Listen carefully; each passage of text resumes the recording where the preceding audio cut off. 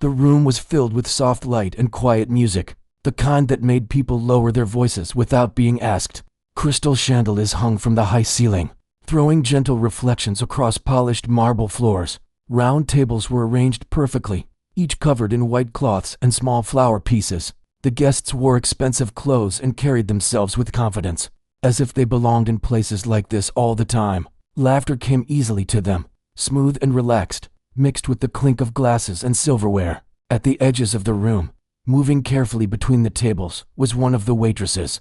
She kept her steps light and her eyes lowered, focused on her work. Her uniform was clean but simple, nothing like the gowns and suits around her. She carried a tray with steady hands, refilling glasses, clearing plates, and offering polite smiles when needed. Most people barely noticed her. To them, she was just part of the service, like the lights or the music in the background. She did not mind being unnoticed. In fact, she had learned to live that way. It was easier to blend in, to do the job well and stay quiet. Still, every now and then, her eyes drifted toward the stage at the far end of the hall. There, under a soft spotlight, sat a grand piano. Its black surface shone like a mirror, untouched for the moment. The piano looked almost lonely, waiting. Each time she passed by, she felt something tighten in her chest. The sight of the piano stirred memories she tried not to think about during work. Memories of long evenings, of worn keys beneath her fingers, of sound filling small rooms with life. She pushed those thoughts away and kept moving. This was not the place for daydreams. This was a job, and she needed the money. The event itself was important. It was a high-profile gathering, planned for weeks, maybe months. Wealthy donors, business leaders, and social figures had come together for a charity cause.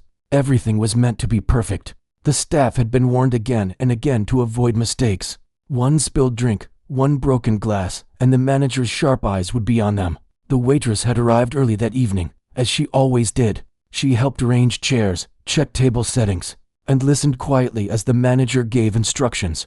Her name was called only once, just to remind her which section she was assigned to. After that, she faded into the flow of work. As the evening went on, the room grew fuller and louder. Guests leaned back in their chairs, enjoying the food and the company. Conversations floated through the air, touching on business deals, travel plans, and old stories told for laughs. The piano remained silent. According to the schedule, a professional musician was supposed to perform later, adding elegance to the night, while serving near the front tables. The waitress noticed the piano again. Up close, it looked even more beautiful. The keys were clean and perfectly aligned. She slowed her pace for just a second, her eyes tracing the shape of the instrument. She imagined the sound it could make, the way the notes would rise and fall in that large space. She caught herself and looked away. Someone cleared their throat nearby, waiting for water. She apologized softly and continued her work. Still, the pull of the piano did not fade. It stayed with her, like a quiet voice she could not silence. No one in the room knew her story. To them, she was simply a waitress working a shift. They did not know about the years when music was her whole world. They did not know how early mornings once began with practice, or how late nights ended with tired hands and full hearts. Life had taken a different turn, one she had not planned, and here she was. As the main course ended, there was a brief pause in the program. Guests stood, stretching their legs, greeting others across the room. Some walked toward the bar, others gathered near the stage. The manager moved around, checking his watch, clearly waiting for the musician to arrive. The waitress stood near a pillar, holding a tray and watching from a distance. She saw the manager's face tighten with worry. He pulled out his phone and stepped aside, speaking in a low voice. The piano still sat in silence, now the center of quiet attention. A few guests began to notice the delay. One man joked loudly about the missing entertainment. Another laughed and said maybe the piano was just for decoration. The comments were light, but impatience was growing. The room buzzed with expectation. The waitress felt her heart beat faster. She did not know why. It was not her problem. It was not her place. Yet she felt connected to the moment in a way she could not explain. She shifted her weight, gripping the tray a little tighter. She remembered a time when she used to sit at a piano without fear. Back then, rooms like this felt exciting, not intimidating. Music was a language she understood better than words. Now, standing in a server's uniform, that life felt far away, like something that belonged to someone else. A small group of guests stood near the stage, glancing at the piano and then at each other. One of them noticed the waitress standing nearby. With a playful smile, he pointed toward her and said something to his friends. Laughter followed, though she could not hear the words clearly. She felt her cheeks warm and looked down, pretending to adjust the glasses on her tray. She had grown used to being talked around, not to. Still, a familiar feeling crept in, one she thought she had left behind, a mix of embarrassment and longing. The manager finally returned to the room, his face tense. He clapped his hands lightly, trying to regain attention. He announced that there would be a short delay and asked everyone to enjoy another drink. Polite applause followed, but the mood had shifted. As the guests settled again, the waitress moved to clear an empty table near the stage. From that spot, the piano was just a few steps away. She could see the faint marks on the keys, signs of past use. Her fingers twitched slightly, as if remembering the feel of ivory. She took a slow breath and straightened up. This was not her world anymore, she reminded herself. She had responsibilities, bills, and a job that paid just enough to get by. Dreams were a luxury she could not afford. Yet, as she turned to leave, she glanced back one more time. The piano seemed to wait, silent but full of promise. For a brief moment, the noise of the room faded in her mind, replaced by the memory of music. She did not know it then, but that quiet moment would change everything. For now, she returned to her duties, unaware that the night was only just beginning, and that the room would soon hear something no one expected from her. The short delay turned into an uneasy wait. People checked their phones, whispered to each other, and glanced toward the stage again and again. The soft background music kept playing, but it felt weak without anything happening at the piano. The room was still beautiful, but the mood was slowly slipping. The waitress continued working, moving between tables, collecting empty glasses and offering refills. She kept her face calm, but inside, her thoughts were restless. Every sound seemed louder than usual. Every laugh felt sharper. She could sense the tension growing, even though no one said it out loud. Near the bar, the manager was on the phone again. His voice was low but urgent.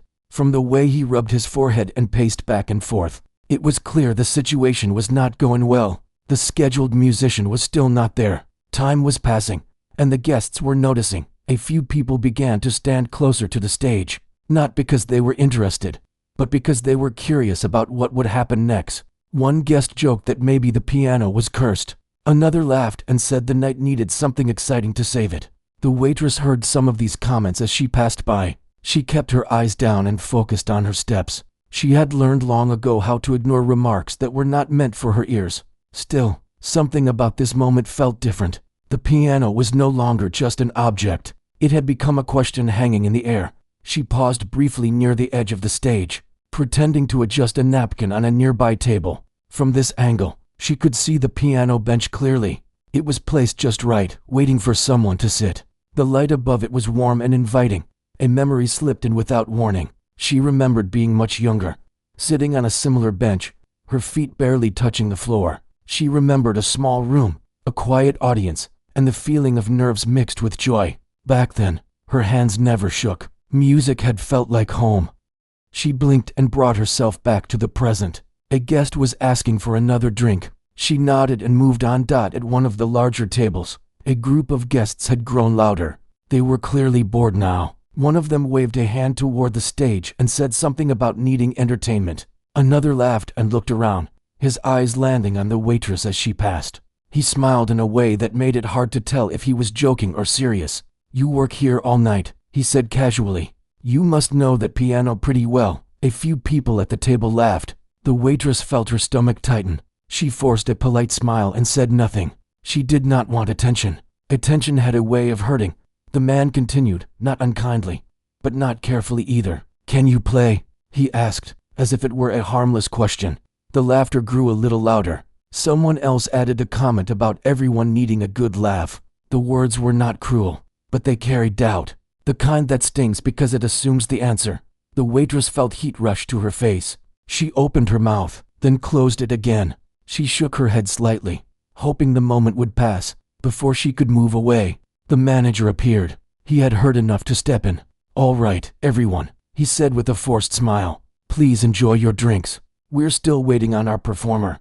But the seed had already been planted. The guests looked between the manager, the waitress, and the piano. Curiosity replaced boredom. One woman leaned forward and said, "It could be fun.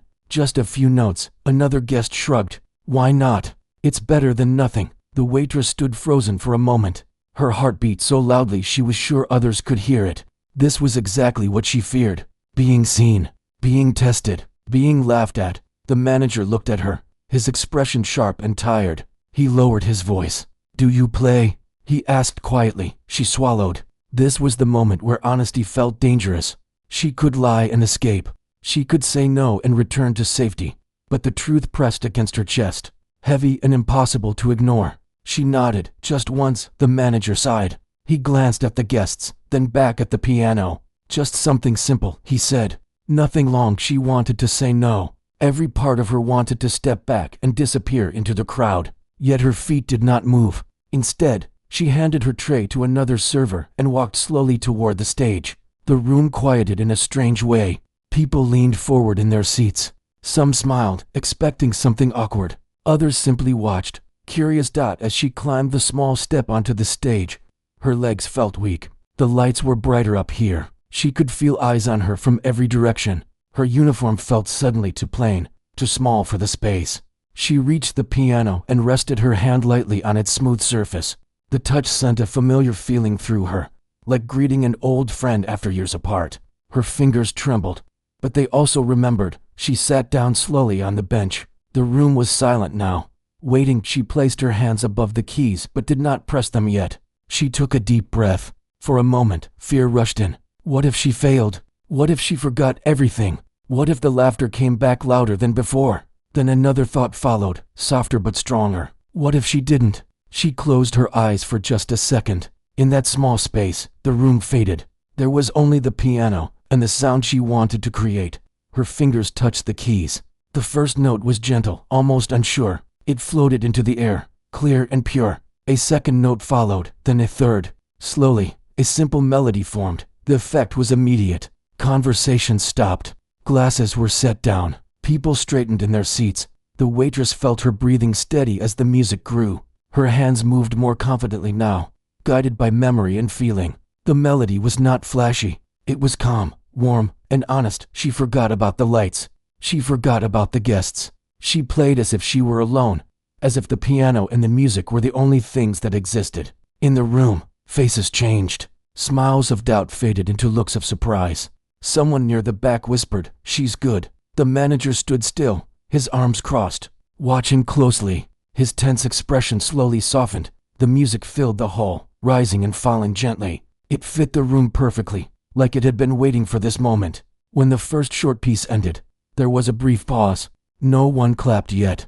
They were still processing what they had just heard. The waitress hesitated, her hands hovering above the keys. She looked up for the first time and met the eyes of a few guests. What she saw there made her heart skip. They were not laughing. They were listening, encouraged. She began again. This time, the notes were stronger, more confident. The melody grew richer, deeper, carrying emotion that words could not. The room leaned into the sound.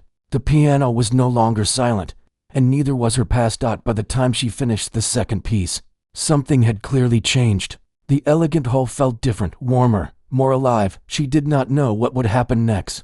She only knew that, for the first time in a long while, she was not invisible anymore. The silence after the last note felt heavier than any applause.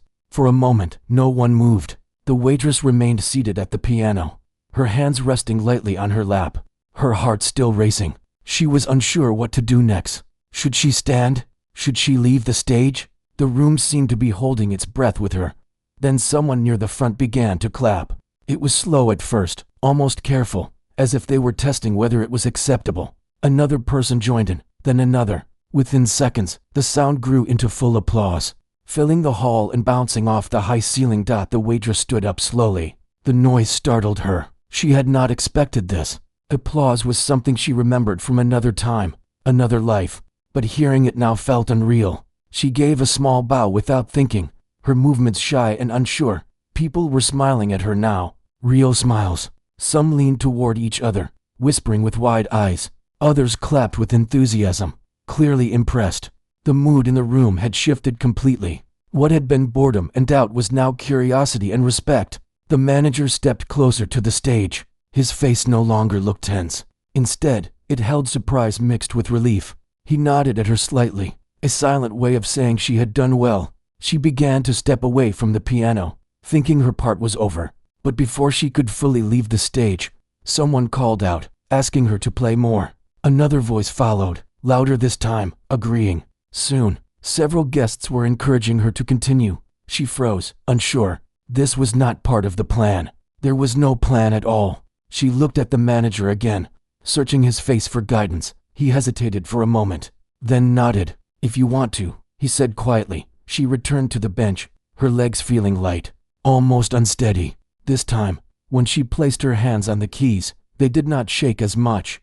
The fear was still there, but it was softer now, mixed with something else, hope. She began to play again. The music this time was deeper, more expressive. It carried emotion that had been stored inside her for years. Each note felt like a release, like a truth finally allowed to speak. The guests listened closely. Some closed their eyes. Others leaned back in their chairs, letting the sound wash over them. The elegant hall seemed to come alive with the music, as if the walls themselves were listening. A few people began recording quietly on their phones, careful not to disturb the moment. Others simply sat still, not wanting to miss a second. The waitress lost track of time. One piece flowed into another. She no longer thought about who was watching. She played the way she always had when she was alone, guided by feeling rather than thought. In the audience, reactions continued to change. Some guests exchanged looks of disbelief. One older man near the side of the room frowned slightly, as if trying to remember something. His eyes stayed fixed on her hands when she finished another piece.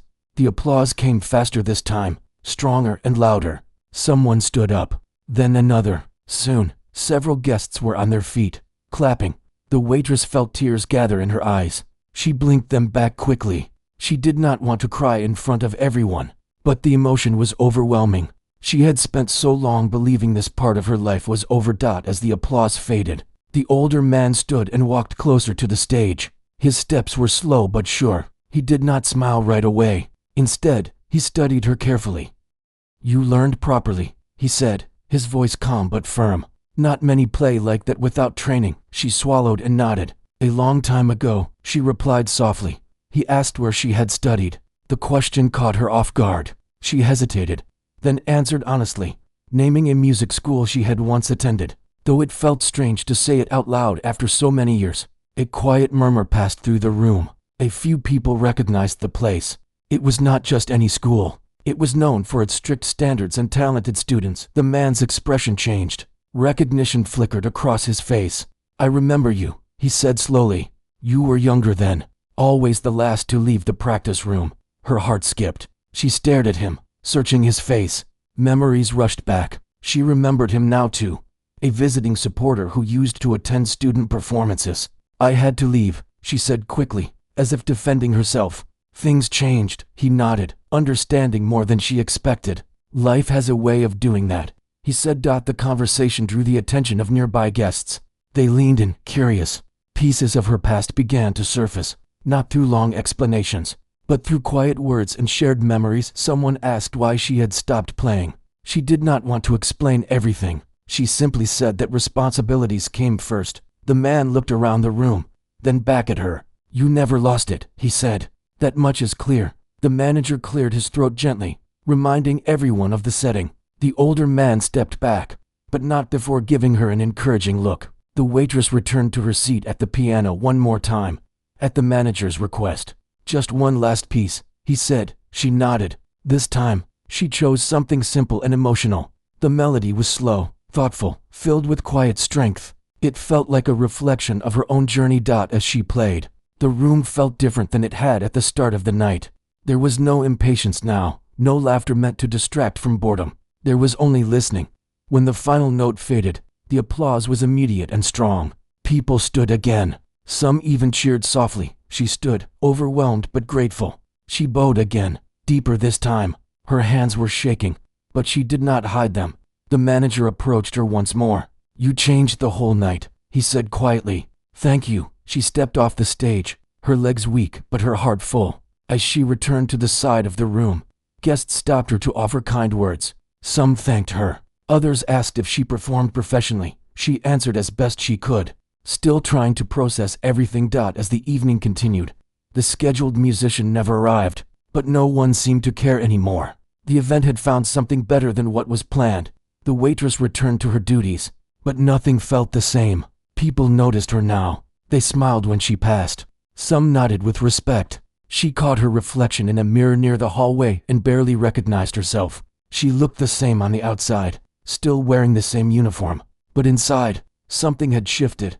The piano was no longer just an object in the room. It had become a bridge between who she was and who she still could be. As she cleared the last table near the stage, she glanced at the piano one more time. It no longer felt distant or unreachable. She did not know where this night would lead. She did not know if anything would truly change. But for the first time in years, she allowed herself to believe that her story with music might not be finished after all. The rest of the night moved forward, but it no longer felt ordinary. The elegant event continued with speeches and quiet conversations, yet everything seemed to circle back to what had happened at the piano. The waitress moved through the room again, carrying plates and glasses. But now people looked up when she approached. Their eyes followed her in a way that made her both nervous and proud. Some guests stopped her gently, not to demand service, but to thank her. One woman told her the music reminded her of home. Another said it was the most honest performance she had heard in years. These were not loud praises, but calm words spoken with feeling. Each one stayed with her. She tried to keep working as before, reminding herself that this was still her job. But her hands felt lighter, and her steps felt steadier. Inside her chest, something warm had settled, something she had not felt in a long time. Near the end of the evening, the manager called her aside. He stood near the hallway, away from the guests, his voice low. He thanked her again and said the organizers were pleased. He admitted that he had not expected what happened. His tone was respectful now, no longer rushed or sharp. He asked her where she learned to play like that. She answered simply, without going into details. She had learned that not everyone needed to know her whole story. The manager nodded and said a few guests had asked about her. Important guests. People with connections. He did not promise anything, but he suggested she stay nearby before leaving, just in case.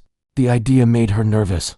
She had spent years avoiding attention. Now it was coming toward her, and she did not know how to stand in it. As the night began to wind down, the crowd thinned. Some guests said their goodbyes, coats over their arms, voices softer now. Others lingered, still talking about the music. The older man who had recognized her earlier approached again. This time, he spoke quietly, without an audience. He asked how she had been managing all these years. She told him she worked different jobs, wherever she could. He listened without judging.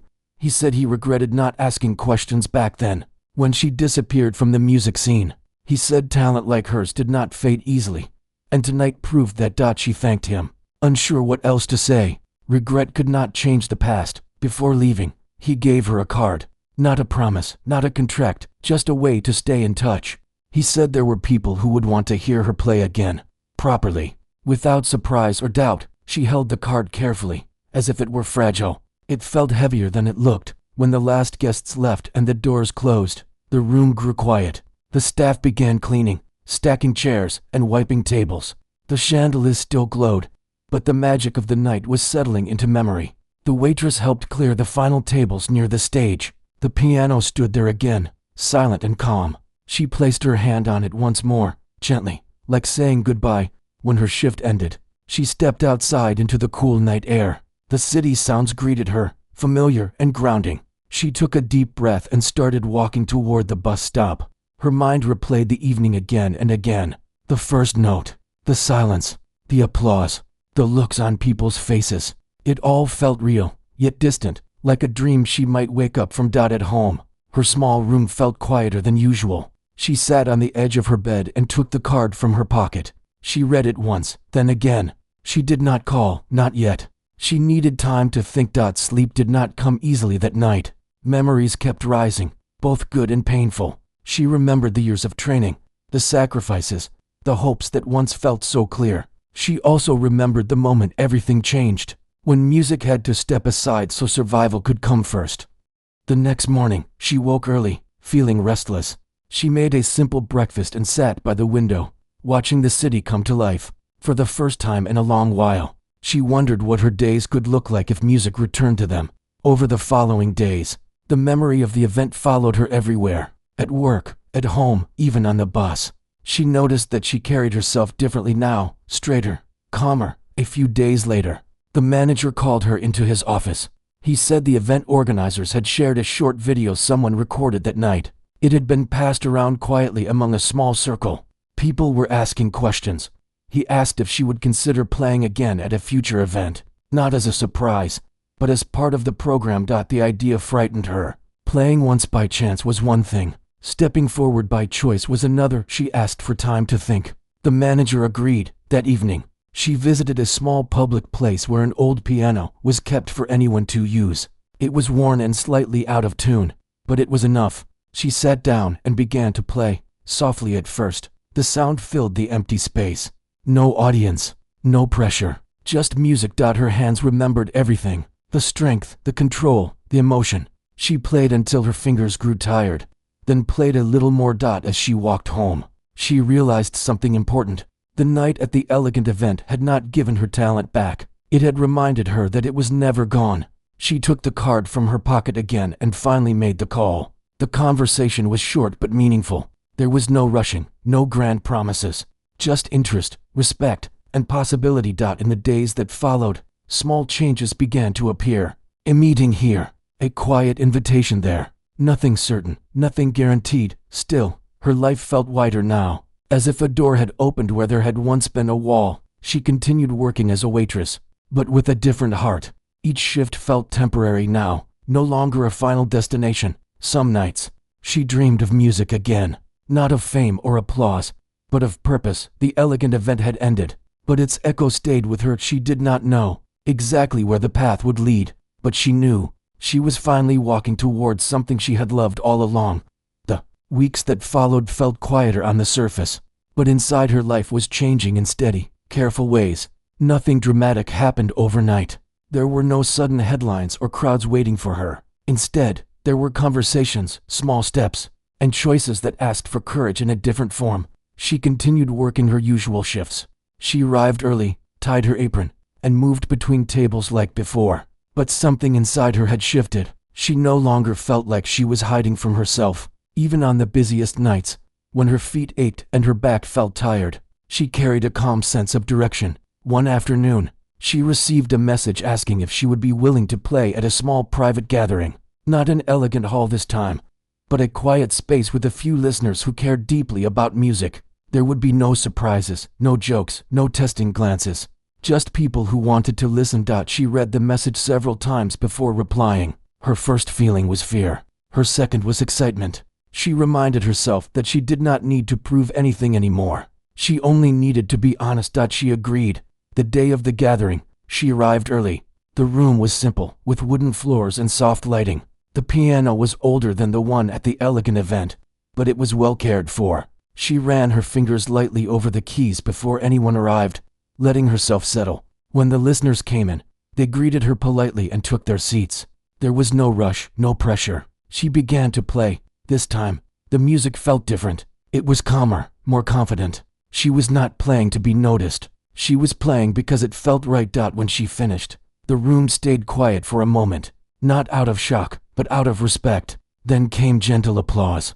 Someone thanked her. Another asked if she would consider playing again. As she walked home that evening, she realized something important. She did not feel drained. She felt full. More invitations followed, slowly, carefully. Each one gave her a little more confidence. She learned how to say yes when it felt right and no when it did not. She protected her love for music the way one protects something precious. At work, the manager noticed the change in her. One evening, he asked if she had plans beyond serving. She smiled and said she was exploring possibilities. He nodded, understanding more than he said.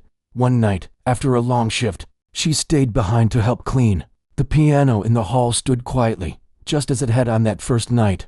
The room was empty, lights dimmed. The manager surprised her by asking if she would like to play something, just for the staff. No guests, no expectations. She hesitated, then agreed. She played a simple piece. The sound echoed softly in the empty space. A few co-workers stopped what they were doing and listened. Some smiled. One wiped away a tear. When she finished, there was no applause, just a quiet thank you. It was one of the most meaningful moments she had experienced. As months passed, her schedule began to change. She reduced her hours at the restaurant, replacing some shifts with practice time and small performances. It was not easy. Money was still something she had to think about carefully, but the balance felt right. She saved when she could. She practiced daily, sometimes late into the night. Her fingers grew stronger. Her confidence returned. One evening, she received an invitation that made her pause. It was from the organizers of the elegant event. They were planning another gathering and wanted her to be part of it officially this time. She sat with the invitation for a long time. She remembered how small she had felt that first night, standing in her uniform, unsure if she belonged. Now, she understood something she had not back then. Belonging does not come from permission. It comes from truth. She accepted. The night of the event arrived. This time, she walked in through the front entrance, not the service door. She wore simple clothes, nothing flashy, but they felt like her own. The hall looked familiar. The chandeliers, the stage, the piano. But she was not the same person. When she sat down at the piano, the room was already quiet. People were waiting because they wanted to listen, not because they were bored. She played. The music filled the hall once again, but this time there was no surprise in it. There was clarity, purpose, strength. As she played, she thought about the years she believed this part of her life was over. She thought about the long shifts, the quiet nights, the doubts, and she played through all of it. When she finished, the applause was warm and steady. She stood and bowed, not out of fear, but gratitude. Later that night, as people spoke to her and thanked her, she realized that success did not look the way she once imagined. It was not about being admired by strangers. It was about being honest with herself. She did not quit her job immediately. She transitioned slowly, carefully. She kept her feet on the ground. Music became part of her life again, not as a dream she chased, but as a companion she walked beside. One quiet morning, she sat at a piano in a small room and played just for herself. No audience, no applause. She smiled. The waitress who once felt invisible was gone. In her place stood a woman who had found her voice again, not by demanding to be heard, but by finally allowing herself to listen. The elegant event had been a moment. The music that followed became a life, and this time, she was ready for it.